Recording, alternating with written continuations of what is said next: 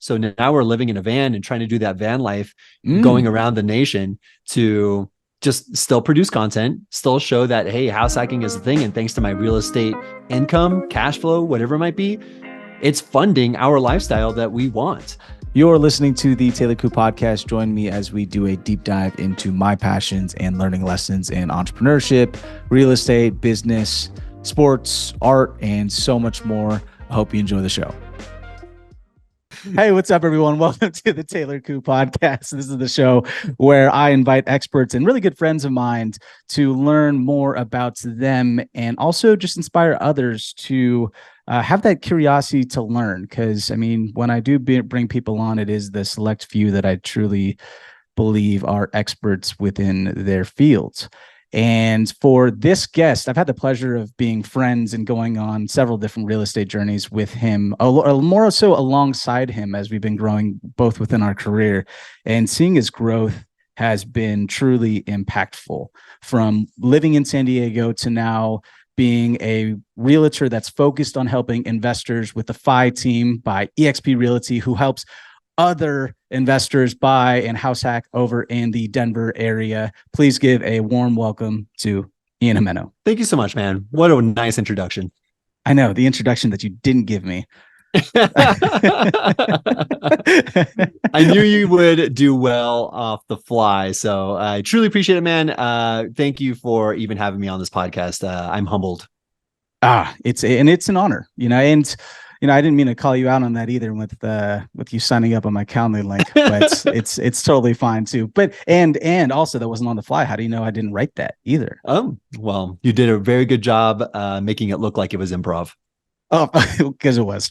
I mean, but they naturally though. I mean, I am still like very impressed in just the fact that how you got your start first in, I feel like I'm just giving you your intro right now. And I'm just going to talk about you this entire podcast. Yeah. Where you got into geology and then you made the jump and being a realtor, moved over to Denver. But I think there's a lot of things that I wanted to unpack, especially with that first property in San Diego that you got. Yeah. And with that property in San Diego, just what that experience was like and if it has met your expectations or exceeded your expectations. Yeah, in various different ways. It's a little bit of both, but we can get onto that topic after I set some context. So, born and raised over in San Diego. I mean, I pretty much know San Diego pretty well, inside and out. Eventually, my wife and I got married when we were 29 back in 2019, and we went to this webinar, or no, it was actually a seminar. It was before COVID. And this realtor was saying that, like, hey, you're not going to be cash flowing on a San Diego property, but you should really look into buying a place. I'm like, you're saying there's no cash flow. Why should I even buy? He's like, well, there's equity, there's appreciation, there's tax benefits. It's not just cash flow. And over time, rents increase. So those rents for the first 3 or 4 years are going to be a bummer, but eventually you're going to exceed what the mortgage costs and the expenses are for the home. It's like, interesting. Tell me more. Eventually, long story short, he found us an off-market deal. It was a duplex over in the Normal Heights, North Park area, great location. For those people that don't know, it's very walkable, a lot of restaurants, bars, things like that, almost like a downtown hipster kind of area. We found a lot of renters that were potential for this place. It's a duplex. It's a 3-bed, 2-bath, and a studio. So what me and my wife did, Kat, shout out Kat, dude. None of this would have happened if it weren't for her. So, big shout out to her. We stayed in the 3-bed, 2-bath and rented out one of the bedrooms and the bathroom to have it separately for that renter. And we charged about $1,200 a month for that specific renter. And we charged about $1,600 for the studio rental. So we were all in getting about $2,800, but the mortgage was about $5,400 per month. So it was gnarly at that time. Oof. And we were still coming out of pocket $2,600. And that's just the mortgage. Then you go into like utility bills, you go into all these other expenses, groceries, auto payments, whatever it might be, right? And at the time, it was really tough because a lot of our friends were still living at home, still renting, still doing things, and none of our friends were buying homes. It was just us. We were the first ones. And so after a while, we were like, what the hell are we doing? especially knowing that we were not paying as much as renters, and we could just call someone up if something happened and they would fix it for us. We don't have to worry about that as a renter, right? So, I will skip everything in between, but we eventually moved to Denver in 2020. We rented out both the 3-bed, 2-bath and the studio to Navy tenants, which I am fully for these days, especially in San Diego, where there's a whole bunch of Navy tenants. Yes. And I get to know their commanding officer. I get to know like what it's like with the dynamic. And I know that if they're not on time, I get to report them to their commanding officer. And it feels like there's that fail safe. I don't want to be a rat, but Whoa. Oh, but snitches it's get stitches. right. Thanks, government. So yeah, I keep saying long story short and I keep making it long, but nowadays the mortgage now is about $4,600 per month. We refinanced to now a 3.75% interest rate back in 2021. And rent is now about 5,300, and we just put in a new tenant about to sign on to their lease and move in there. $100 increase, so we should be getting about 5,400, about $900 in cash flow. Well, I'd say about $600 in cash flow after everything, including solar panel fees, gardening, and all that good stuff. So the cash flow is increasing over time, so I'm really excited for it.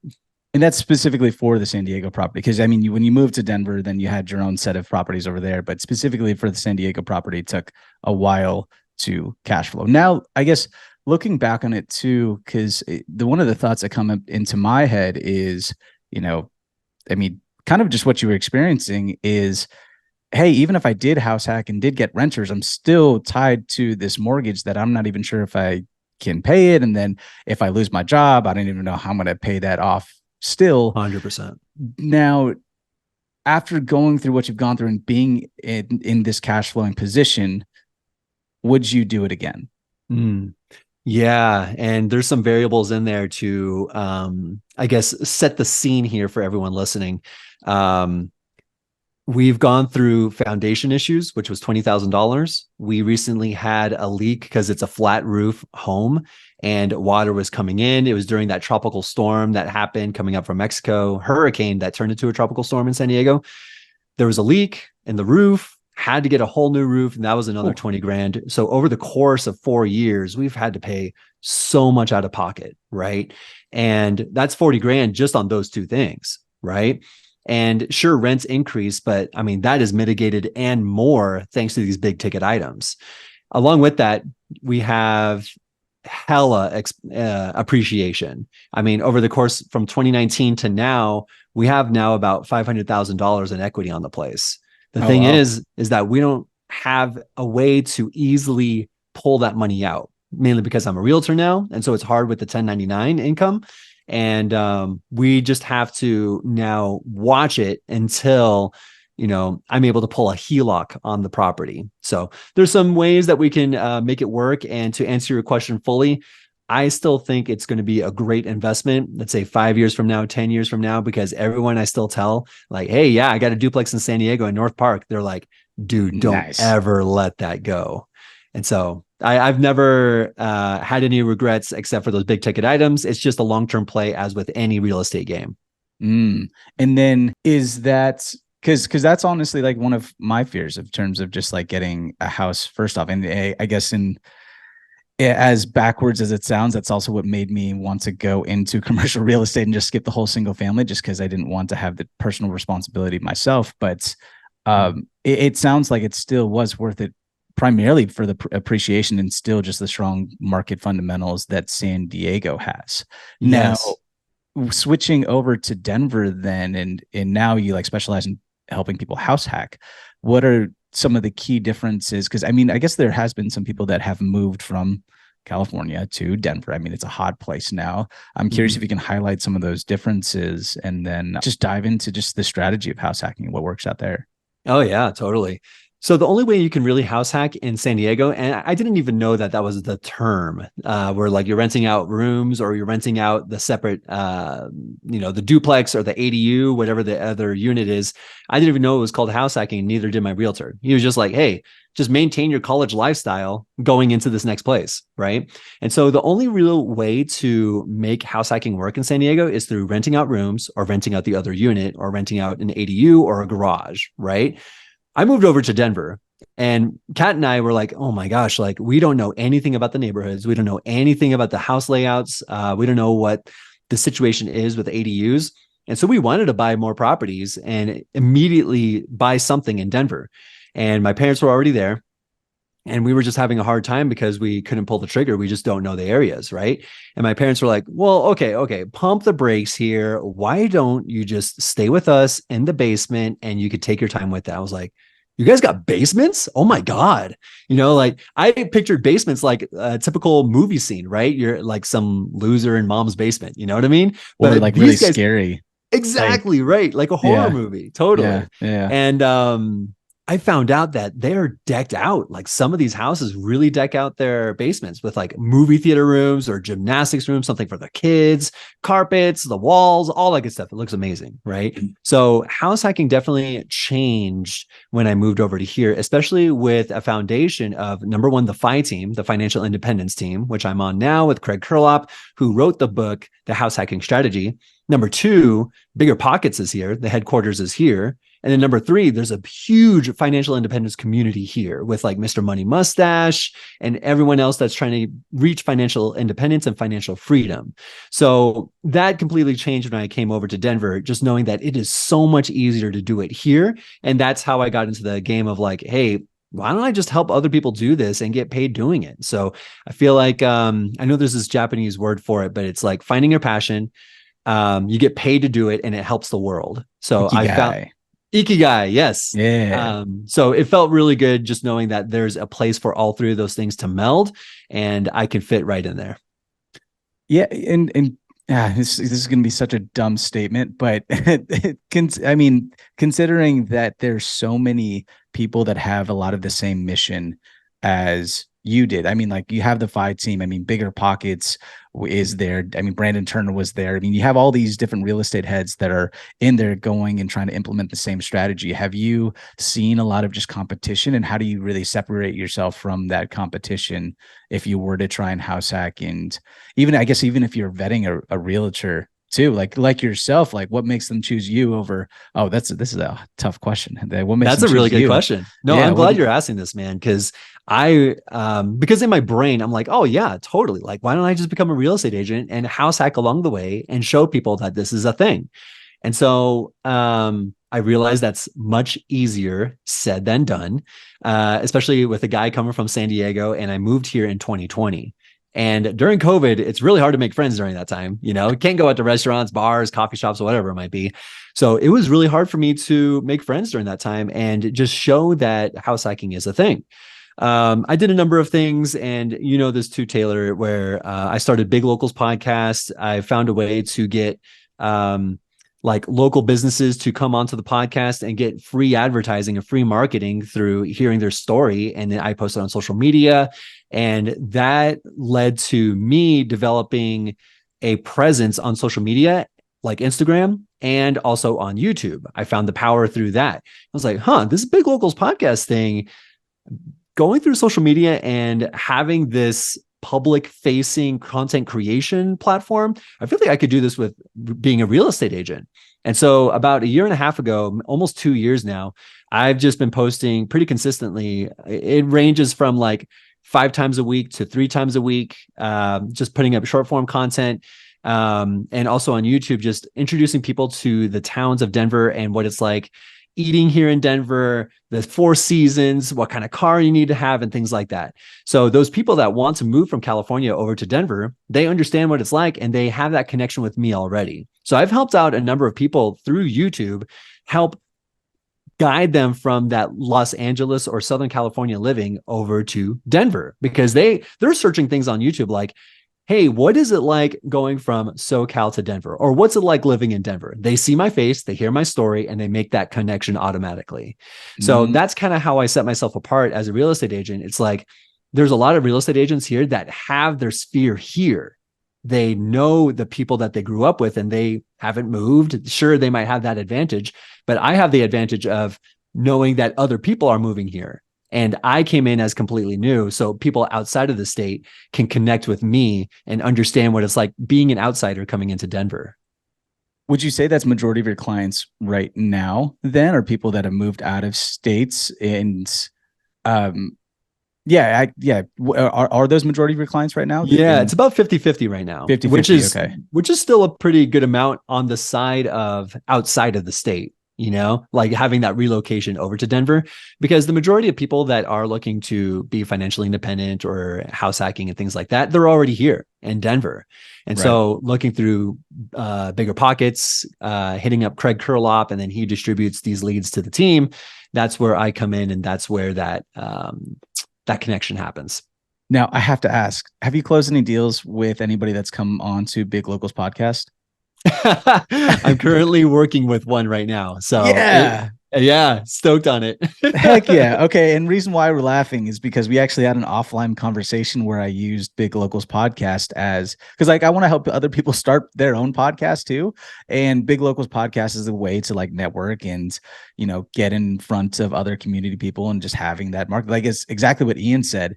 And so without Ian knowing, I was just used his as an example of how he's like helping out other clients. And the fact that it's working like helps out. Yeah. And I'm sure it's like once that domino effect happens, then it's going to start to expand, and even more so just within that podcast network. And Yeah. also too, I think there's also some value in hearing it from you. Like not like, yeah, of course, like there's so many different podcasts out there, but the fact that they're having this content specifically from you and they can absorb it from a visual standpoint, an audio standpoint, they're starting to gain familiarity and trust without, actually talking to you.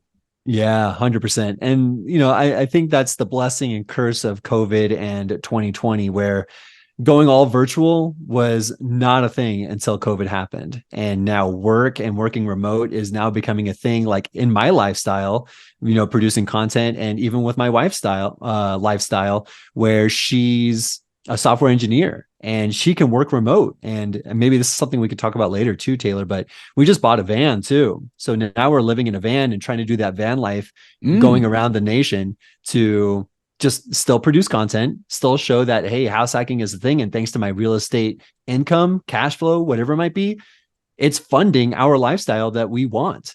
So I feel like that's a story in itself. Well, let's talk about that now. Because and also let's provide some context to you and Kat too jumping on this journey. Because I don't think this is actually a conversation that we've had either. Is what was that? Like, have both of you always been on board in real estate investing, or was it I need to convince this person and put her on her own little drip campaign so I can totally. Wow, that sounded way more that sounded way more inappropriate than intended. Yeah, for those not aware, like that drip campaign, it just means like, okay, like an email, like a text every once in a while. It's almost like a drippy faucet. I know what you mean. No, that's exact not. Nope, I'm leaning into it, really doubling down on that joke. But yeah, no. So, was it an easy transition for y'all to jump in, and what were some of the obstacles, or was it just smooth sailing from there? Yeah, no, it was. I think the main thing is that by the time we started house hacking, Kat and I were already tired of the 9 to 5, 50 to 60 hours a week lifestyle for the next 40 years of our lives. We're like, there's no way in hell I'm going to keep doing this, So we searched ways of how to retire at 40 years old. And one of the ways that a lot of people were saying is, hey, go invest in real estate. Hey, if you start now when you're 30, over the course of 10 years, you will have that appreciate over time and you can bank on that. Right. And so, it was an easy conversation for both of us. We just both knew that the end goal wasn't exactly real estate. The end goal was retiring as soon as possible. There's Mm. not much of a fruitful life dedicating 40, 50, 60 hours a week to a corporation that can lay you off whenever they decide to, even if they say that you're family. And I say that because that is exactly what happened to Kat just this year in June of 2023. She just went with a new, she started working with a new company called Measurable. Sorry, outing them right now, but Oh, take that. Send this to them. right. They constantly said, hey, we're family here, we're fully transparent, blah blah blah, and they were Eesh. planning on going public. And they laid her off in June, like over the course of Dang. 6 months, like having her there. And she, like, they still use her products that she developed while she was at that job, which, she's proud of. But to me, I'm like, who the F are they to use their stuff and then layer off? You know what I mean?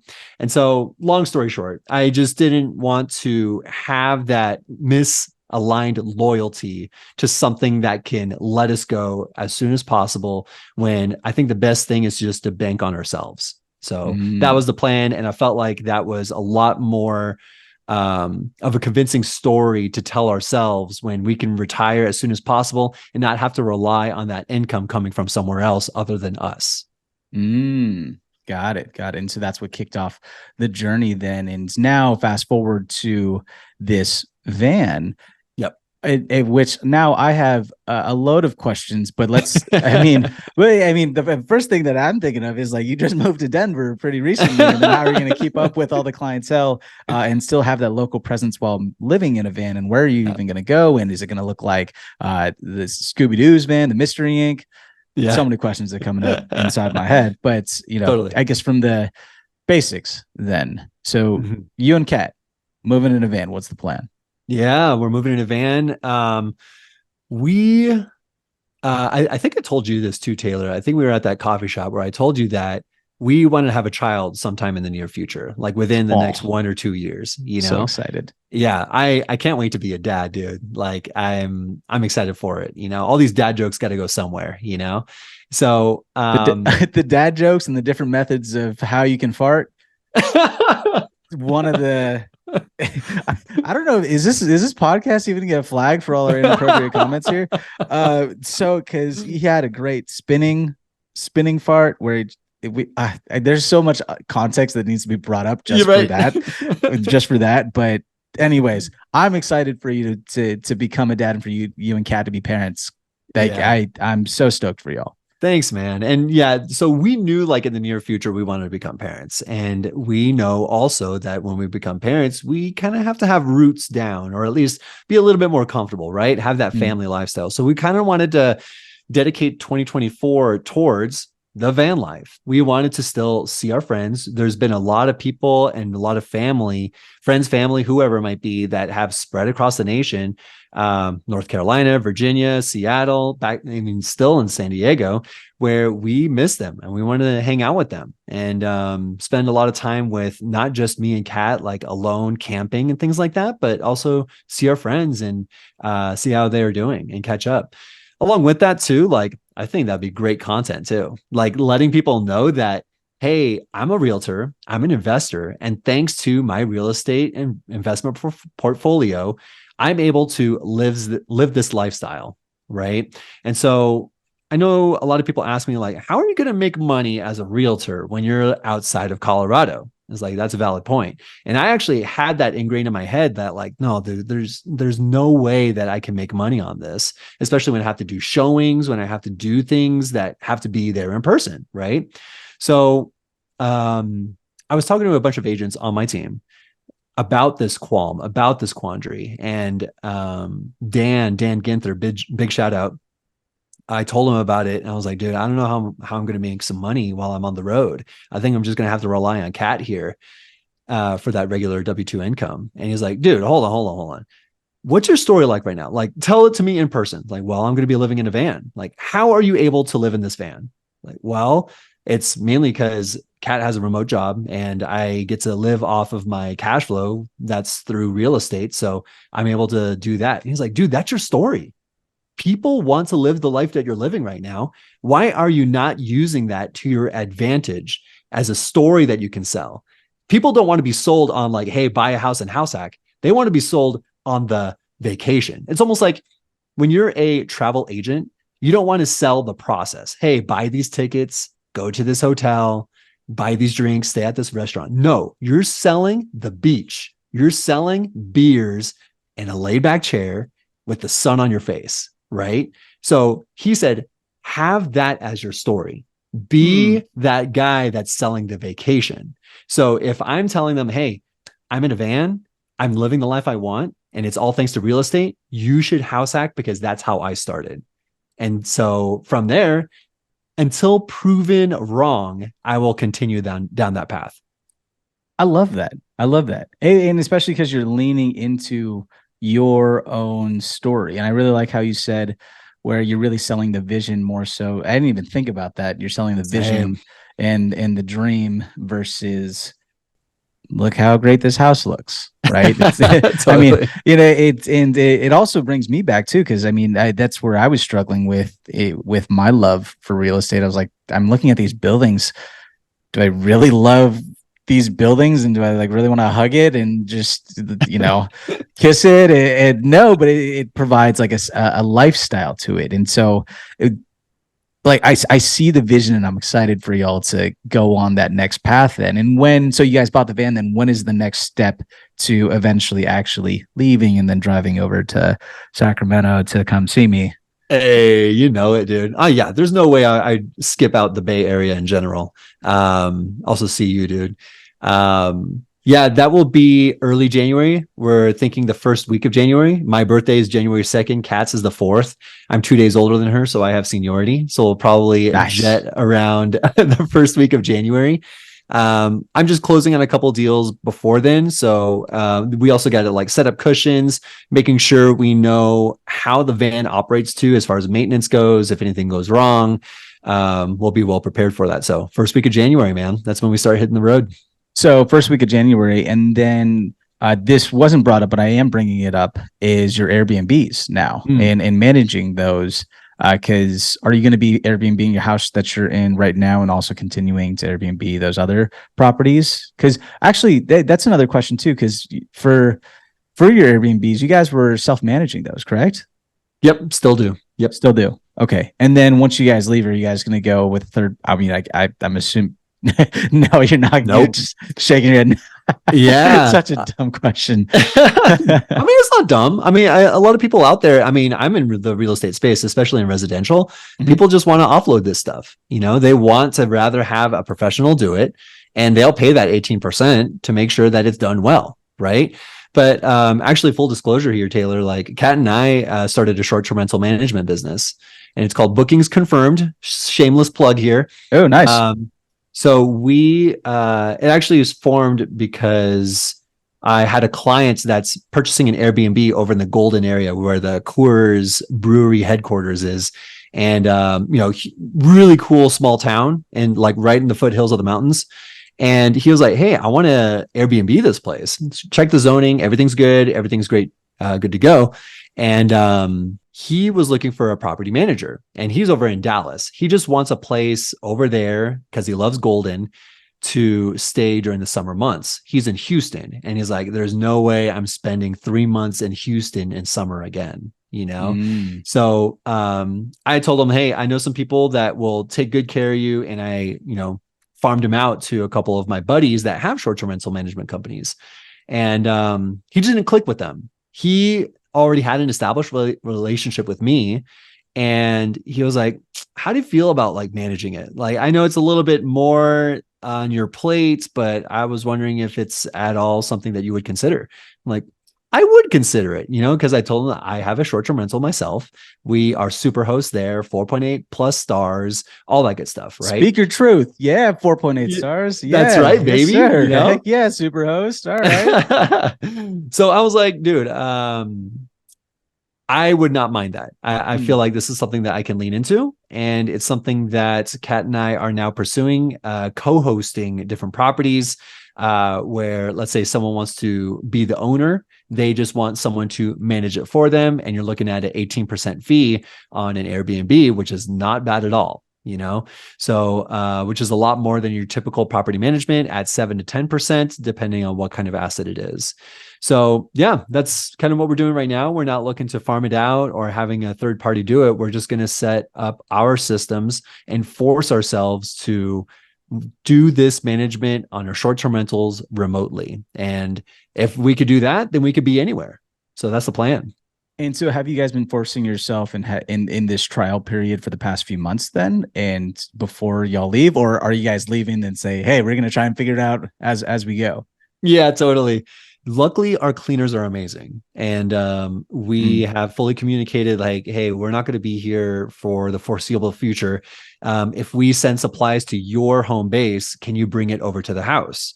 And then we also have a shed that they have keys and access to, all that good stuff. So I am not worried. I will say I'm 99% good. I'm never 100%, but I mean, Okay. if a fire happens, or I mean, fire metaphorically speaking, then we just call up the right people. I mean, like when I still manage my San Diego property, Mm. and still managing the San Diego property, I'm 1,000 miles away. It's not like I'm going to go out there to fix whatever the problem is. I'm going to call up the contractor. I'm going to call up the roofer, the plumber, whoever it might be, say, hey, fix it. And then it's good to go. Right. I Mm. don't think it's going to be that much of an issue. And I do have friends here now too. So if someone needs to be there in person, then I'll just pay someone their time to go out to the property. Even if it's at a premium, it's for peace of mind on my part. Mm. Mm. Interesting. Have you ever had somebody house hack and Airbnb their homes? Are there rules around that too, or is that just like because I know each state's a little bit different, even just within the local jurisdiction as well. Yeah, it is a little convoluted here in the greater Denver area. For example, just throwing out some names, I know this probably won't mean anything to you. Let's say Lakewood, there's absolutely no Airbnbs. In the city of Denver, you can operate an Airbnb if it's your primary residence, which is a gray area right there. In Arvada, you can get the short-term rental license and you can operate it as an occupancy for 66% of the year and operate that as a short-term rental, as an investment property. And the place where my short-term rental is, there are no rules and regulations for short-term rentals. So it really does depend on what neighborhood, what city, what town it is, even Mm. what county it is. So, I mean, that's kind of what I pride myself in as well. I take notes along the way. And if someone has a question on a certain property, what are the local jurisdictions? What about the legislations? Are things going to change in the near future? And I have a PDF of that, and I can send it over to my clients when they are interested in short-term rentals. So it really does depend on the neighborhood and county. Now, this may be also a dumb question, and I feel like I've just no, yeah, I guess not all my Dude, you questions got have been smart dumb. questions, man. Thank Yeah. you, thank you, thank you, thank you, thank you, thank you. I appreciate it. Considering this is my show, thank you, thank you. Um, so have you ever considered the difference? Because I mean, the appealing part with Airbnb is the fact that you can cash flow as much as you can fill your house or whatever your asset, right? Have you ever did a cost analysis between, like, let's say doing a midterm rental or versus like a long-term rental? And if I can imagine having just a short-term rental is a little bit more of a headache because there's this constant just people coming in and coming out. But I'm curious if you just took a look at the other two options and why you weighed in towards Airbnb a little bit more. Like, was it specifically just a profit thing, or is it because you just wanted to turn this into more of a business and do it for everybody or a lot of your other clients?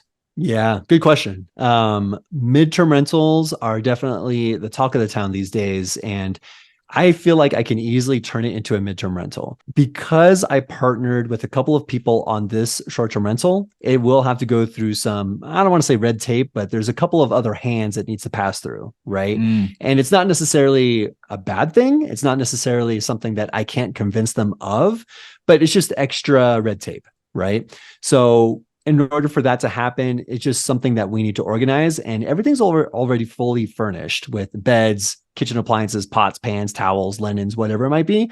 So I don't think it should be that bad. I think also a good benefit to having a short-term rental is knowing what the seasonality is like. That way, that experience that I have with my own short-term rental, I can translate that to whoever asks me what the experience has been for myself, right? Like knowing that it might not be as passive as a business that I would like, I can still use that experience as a talking point with a lot of my other clients. And it makes me look like the authority figure in that aspect. However, I'm not going to be against midterm rentals, and it's something that I'm still looking into. In the particular area, they're still somewhat close as far as occupancy goes, after factoring in vacancy, expenditures, how much time it takes, and all that good stuff. It's somewhat close. I think it's off by $300 per month with my specific location, 4 bed, 2 bath, 2,000 square feet, all that good stuff. So right now we're maintaining it as an Airbnb. I feel like we can still improve upon it to make it an experience rather than just a place to live on the midterm rental scale. Mm-hmm. And tying in that experience, I'm sure correlates then too with just, higher charging for rents, and then also more so than just like having that long-term rental. And also I guess well, hmm, because there's a loophole that I heard about with short-term rentals where it's like if you have a short-term rental and you're operating I think a certain number of hours, you can also use some of that depreciation then to help offset. I'm not a CPA or an attorney, but maybe you know a little bit more about it. I just Yes. know very, very little about it where you can use benefit from the depreciation from that. Yeah. And it's a really good point. It's something that people just don't understand or realize that they can take full advantage of. We took advantage of it last year because we house hacked. Me and Kat stayed in the basement and operated the main floor with the kitchen, the nicer bedrooms, and all that good stuff as an Airbnb. So we went to our CPA, we let him know the whole situation. And because we were self managing it, I think we were dedicating 720 hours to the property in terms of management and all that good stuff. We were able to use the tax depreciation, not just to my commissions as a real estate agent, but to Kat's W-2 as well, because she was helping with the management. And like you said, I'm not a CPA. Talk to your CPA about any of this stuff to get full clarification on it. But it is what we took advantage of to save hella money during tax season last year. Now, when it comes to finding clients, and now I'm kind of like switching Yeah. gears here and targeting more, I guess, if somebody is trying to be a realtor, with you getting in front of these people and finding your clientele, has most of that been through just social media then? Like, or let's say that they're coming out of state. Are you just like looking up people that have just like recently moved and then just trying to get in front of them? Like, what are some of the strategies that you've been using in order to get in front of these types of clientele to help Yeah. out? Yeah, totally. Yeah, for those new realtors out there, I'll start with that. I know you sort of touched on that question because that's a huge consideration for any new real estate agent. Like, where are you getting your leads and how are you setting yourself apart from all the other agents within your town, right? So, something that I like to tell people that are just becoming a real estate agent with the spark in their eyes and bright eyed and pushy tailed, you know what I mean? When they're in for a rude awakening, kind of like I was, like my sphere wasn't here and I had to start like pretty much from scratch. I had hardly any friends at the same time too.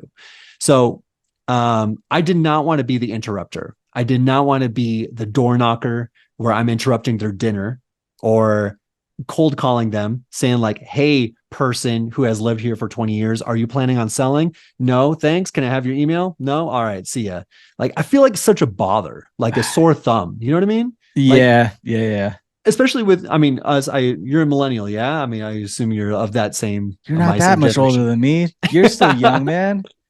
Yeah, millennial. Yeah. So, I mean, like, I'm right there smack dab in the middle of millennials. And like, hard. I mean, I myself like to open up the door for people, but there's a lot of millennials out there that won't even pick up the phone, let alone open their door if someone rings their doorbell, you Yeah. know? Mm-hmm. So, long story short, that is a strategy for a lot of people that are becoming real estate agents that have teams who are still in the 20th century. I want to attract house hackers who are just out of college, young professionals that might want to maintain that lifestyle in order to make a huge profit with their future house hack. And Mm. so that is the realm that I went down: social media, YouTube, all that good stuff, because my audience is on those platforms. They don't own a home already, so I can't cold call them, right? Or door knock. I mean, open houses, people don't want to even go outside for this stuff, you know? Yeah. So I know with a lot of the buyers of my generation, like millennials, even Gen Zers, they're looking on Zillow first. They're searching on YouTube first, like, hey, what's the best area for restaurants, walkability, and things like that. And I want to be that person that they see first. Mm. So going back to your second question, where you mentioned something past being a real estate agent. Enlighten me if you remember what that question was. That's a great question. No, well, it was just switching. What was it? I mean, oh yeah, I mean, I guess there was multiple parts of the question. I think it was about like I wish I could hear back and just listen to it like live. Well, it was like, how do you get in front of, I guess, clients that are also looking to Airbnb? Was that the question? Yeah, Yeah. I remember it was something like that, right? How do I get myself in front of those? Oh yeah, it was where do I get my clients from? Oh, there you And go. Yeah, that's what I yeah. meant. At this point, it's about 50-50, where Hmm. like 50-50, where 50% is coming from the team. So Craig Kurlop is the founder of the team, the head honcho, the face of the team. And for those of you who do not know him, he's, like I mentioned earlier, the author of the House Hacking Strategy. So a lot of people look at him for advice or as an authority figure, being an author, all things house hacking. And then people go to him to work with a real estate agent that has house hacked before. And that's where I come in. And so, excuse me. Yeah. So that's 50%. The other 50% comes from social media, either through Instagram Reels, YouTube, not so much TikTok. I think that's just more for fun for me. I have a bet with one of my friends. If the first one to get 1,000 followers gets $500. So that's kind of why I still pick and post on TikTok. And what about podcasting? Where's podcasting in there? Yeah, podcasting I'd say is now 5% of leads. Oh, dang. It's not Unfortunately. more. Huh. Yeah. Interesting. I feel like well, just to touch on that a little bit more, I feel like I have not given podcasting the love it deserves. I mean, Hmm. sure, it is still a great way for me to make friends, but as far as making leads and having someone look at me like a real estate authority figure, it's not something that I'm pressing as much. I look at it more as a place of, hey, I need a circle of friends and people that would refer me out to people or just introduce me to their friends. And it was more of a social thing more than like a business thing. So if I Interesting. did want to push my occupation, I feel like I could still do it elegantly without seeming forceful, but I'm not going through that. And I feel like I could do better on it. Interesting. Well, I appreciate the transparency and vulnerability there, because I mean, when I think of podcasting too, maybe that's not the lead magnet, but maybe that's your way of sending them resources to check in and hear your voice, whether they're listening in the car or you repurpose that for a blog or repurpose that for any other short form content. Like there's so many snippable clips within just this podcast that you can take and we've been speaking for an hour. And I mean, well, I guess it's only been 45 minutes. It's going to be speaking for an hour. Yeah, But distribution, man. It's a matter of getting people in front of their face. And one statistic that I'd like to bring out there, let's say if you were to work with me, Taylor, as a home buyer looking to purchase their first home, right? The chances of you coming back to me for your second home are like 12%. And a lot of people are astonished by those numbers. And it's because I'm not doing my job to get in front of your face. I need to do a better job with the follow up as a real estate agent. And there's a lot of real estate agents out there that just don't put in that extra amount of work, like newsletters, weekly YouTube videos, Instagram posts, things like that, to get in front of their face. And so if you're not putting that extra effort, you're going to be a part of that 88% where they're not going to use you as their repeat real estate agent. So that is my way to make sure that I get in front of their face and they stay in front of their face for the foreseeable future so that they use me and I'm part of that 12%. That's, I had no idea that was only 12%. And so one thing that I always trying to just wrap my head around too, because I got my real estate license. I was like cold Oh, no calling way. for, yeah. I don't even know if I told you this, but like I was cold calling like smaller multifamilies and trying to get them to sell for like an agent. And I was just making my calls like what, 150, 200 a day.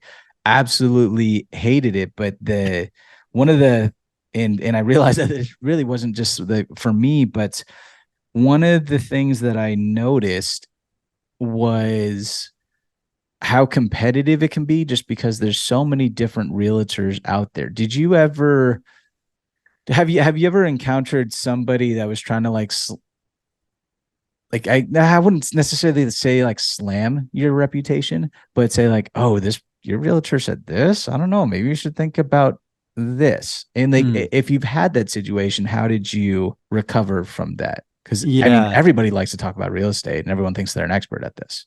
100%, man. I try to do it with as much grace as possible because I don't know if you knew this, but like being a real estate agent is different than being a realtor. So a real estate agent is you just got your license and now you're out in the marketplace to buy and sell homes, right? Realtor has another code of ethics along with it. And of course, they can't really enforce these things until let's say you go to trial or something like that. But if something were to happen, and you were to go to trial, they hold you to a higher standard, right? Totally should have known this, but I did. Well, I knew there was somewhat of a difference, but I didn't really know the main differences at least. Yeah. Yeah. So I'm a realtor and I took a couple extra tests to make that code of ethics still where I abide by those codes of ethics, right? So in terms of slandering and things like that, it's something that like, hey, if this real estate agent knows this market better than I do, mainly because they've just been in this business a lot longer than I have. I give them a reason to be at a higher position than myself, but I know I'm good at house hacking. I know I'm good at the marketing on social media. I know that if I'm looking for a separate entrance coming from the backyard that leads right into the basement so that my client can live without any neighbors or any roommates on the main floor and have the basement fully occupied. And I know those numbers and I know the income potential and the short-term rental laws and the midterm rental laws and how to market it, find renters. That's what I'm good at. So I will give them whatever positive feedback that they need to feed the ego. But I know what I'm good at and I will keep it at that.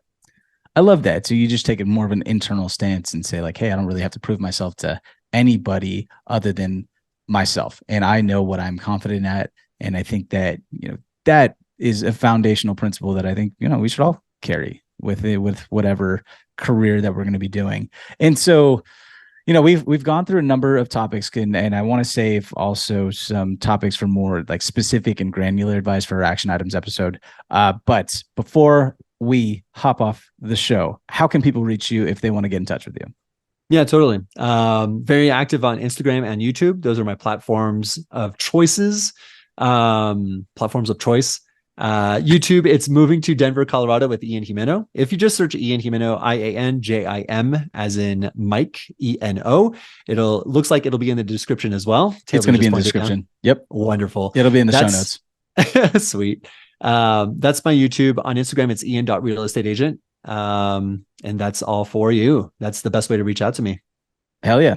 Thank you so much for coming on to the show, Ian. I appreciate it. And I know our audience appreciates it. Can't wait for the action items episode coming out in a few days. So thank you, everyone. Thanks, Ian. Signing off. Thank you, Taylor. Appreciate it, man. Of course, man. It's always a pleasure. Thanks for listening to the Taylor Coup podcast. If you gain any value out of this episode, I'd really appreciate if you share this with your friends. Hopefully they can get the same value as well as you did. And also leave a comment or review on whatever podcasting platform that you're listening on. I appreciate your time. Thank you for joining me, and I'll see you at the next episode.